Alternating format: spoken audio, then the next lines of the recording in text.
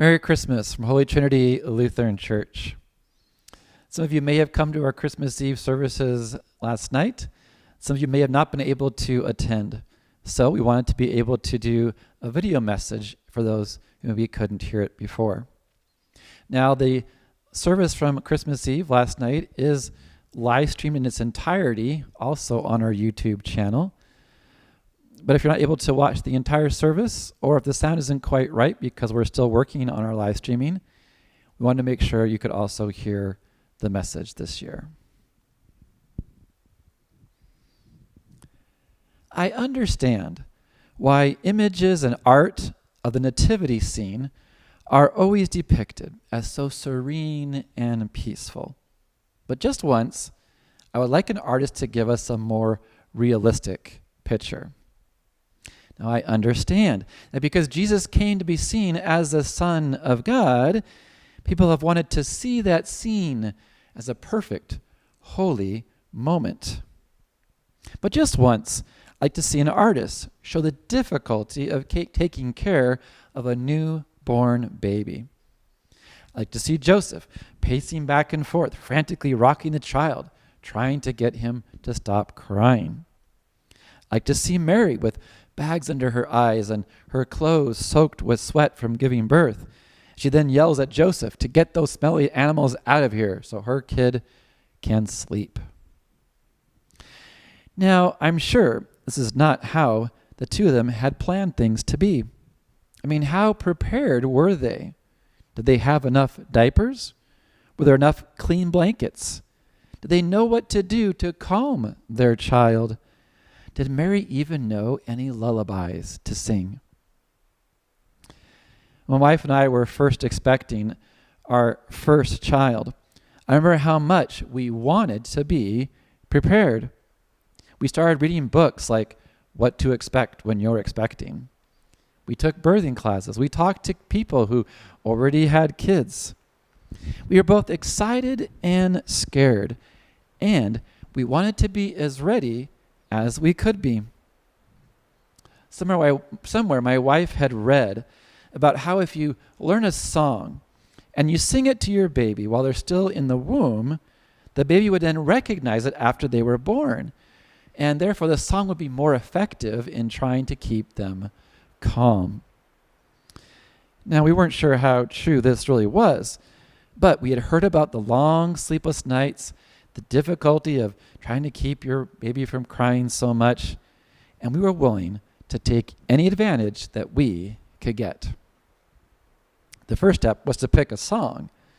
After some discussion, we agreed upon a song we had heard in a movie that had a scene where many people were being baptized.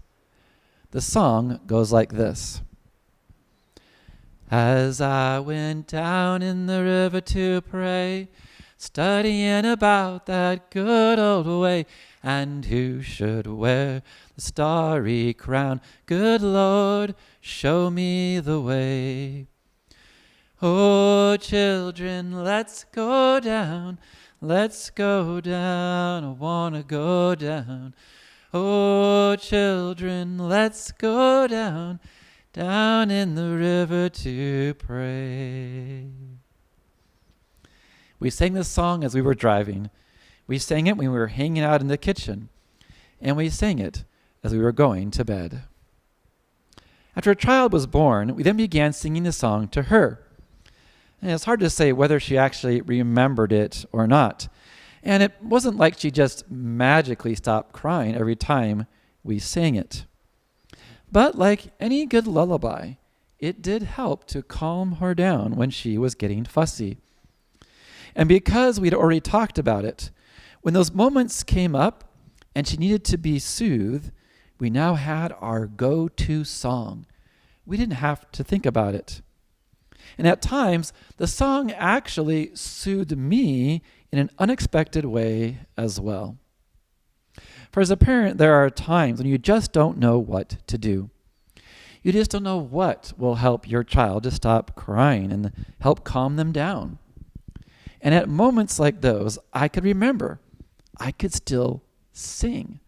I could sing that song that we had chosen, and it would help me feel not so stressed. As I hummed the words down to the river to pray, it would remind me that I could pray and give my worry and concern to God. And that when I was at my wit's end, God would somehow still be in control. For centuries, lullabies have been a source of comfort for parents and children alike. They have been the go-to source for soothing before nap time or going to bed. People have instinctively known there is something mysterious about music that can have an effect on our feelings and our emotions. Modern science is just beginning to understand more about this positive effect. Studies have shown that melodies such as those in a lullaby can help relegate the emotions of a child. They can work to foster a stronger bond between children and parents. They can also help establish a routine and an atmosphere that can help a child to feel calm. Another interesting thing that some studies have shown is that almost every language and culture has its own version of the lullaby. And it doesn't really matter if it's sung in a baby's native language or not. It still seems to have that soothing effect. I have to think that Mary then sang lullabies to Jesus when she was trying to get him to sleep. Perhaps she even sang a lullaby that first night when he was born. I can imagine Mary would have heard some other mothers in her village singing to their children, and instinctively a melody would have come to her as she held the newborn child. She may have started humming a tune, and perhaps the words would have come to her as well. Some traditional song may have arisen from within her heart at the moment when she was at her wit's end, when she wasn't sure what she could do to calm her child down. And perhaps it would have reminded her that when everything seemed chaotic and out of control, there was a spiritual strength that she could tap into outside of herself. There was a God out there who had set her on this path and who would be with her still. As we come to the end of this year, I think a lot of us adults could use a good lullaby.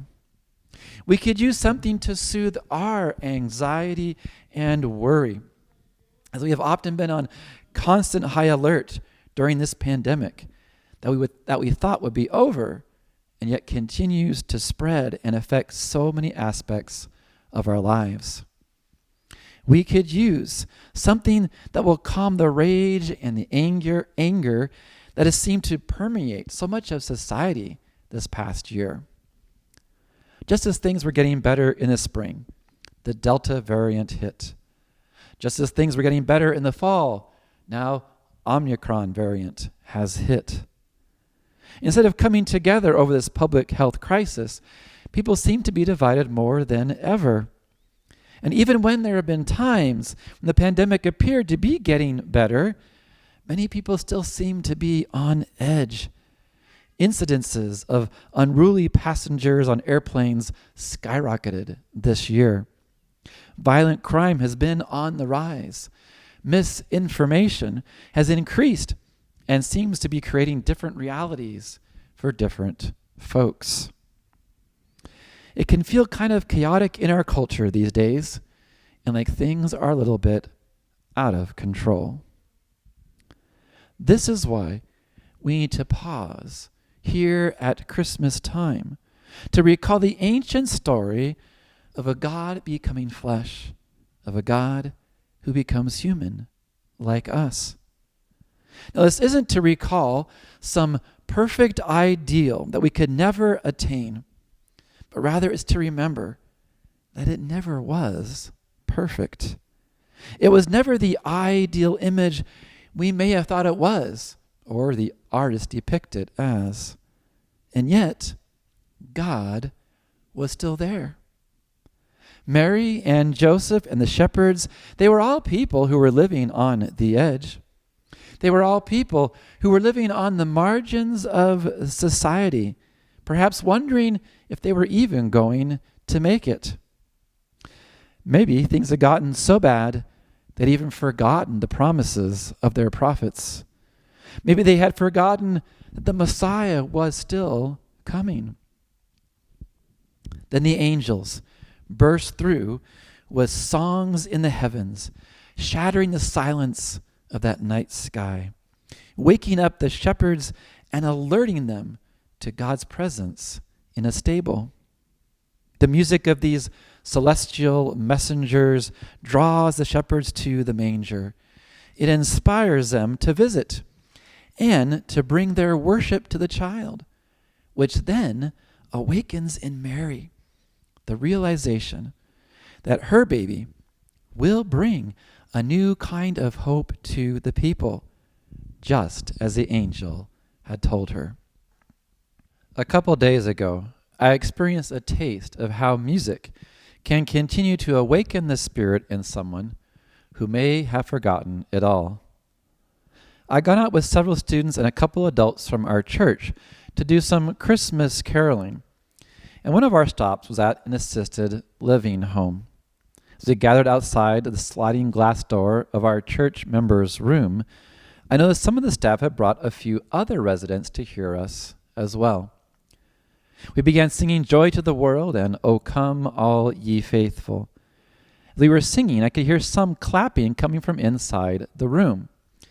It was a little off the beat, but I figured it was one of the residents simply enjoying the music. On our way out, the spouse of our church member thanked us for coming, and then she shared how nice it was that some of the other residents had been able to hear as well. And she said there was one woman in particular who had surprised her. She explained that this woman typically, as day after day, would sit in a chair kind of staring blankly, never really speaking and not responding to those who spoke to her.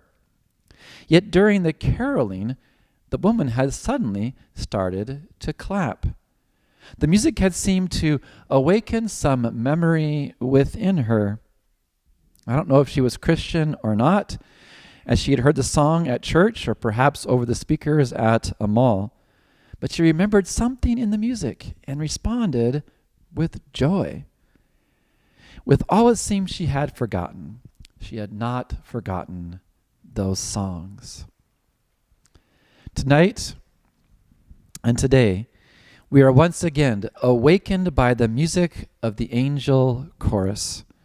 We are called to come down to the manger to hear the song that Mary may have sang as she tried to calm the baby Jesus.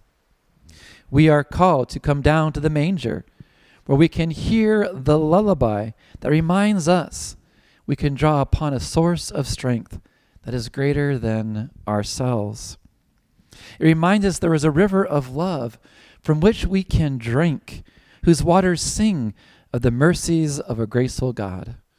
There is a melody that comes even through the chaos, revealing the Christ child who can show us the way when all seems out of control.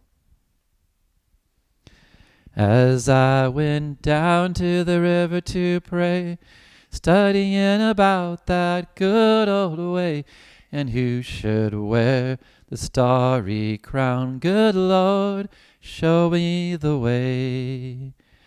Oh, children, let's go down. Let's go down. I want to go down. Oh, children, let's go down, down to the river to pray. Amen.